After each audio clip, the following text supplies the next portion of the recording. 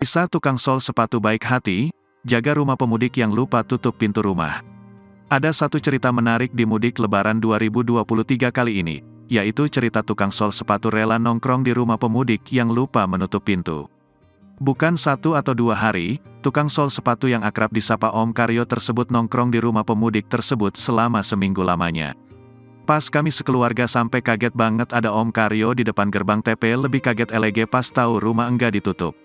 Aku gak tahu gimana nasibnya rumah pas malam Kloga dijaga sama Om Karyo.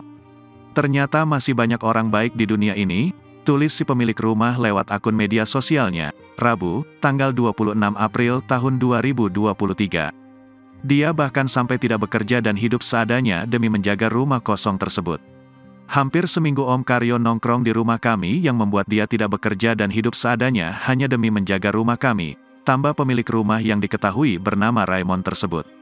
Selama mudik dari tanggal 19 sampai tanggal 24 April, ibunya ternyata meninggalkan rumah dengan keadaan pintu terbuka lebar. Hanya pintu gerbang saja yang ditutup dan dikunci. Melihat pintu rumah yang masih terbuka saat ditinggal mudik, tukang sol sepatu itu pun berinisiatif nongkrong di depan rumah Raymond. Sejak tanggal 19 itu sampai sekarang kami pulang, Om Karyo memutuskan untuk duduk, tidur dan makan di depan pagar rumah, tulisnya. Yang lebih mengharukannya lagi, Om Karyo hanya membersihkan dirinya dengan cuci muka pakai air mineral yang dibeli di warung. Melihat kebaikan hati Om Karyo, keluarga Raymond pun memberikan sedikit rezeki sebagai ungkapan terima kasih. Keluarga Raymond juga sedang mempertimbangkan memberi pekerjaan untuk tukang sol sepatu langganan keluarganya tersebut. Video itu pun sudah ditonton 19 juta kali dan mendapatkan beragam komentar dari netizen.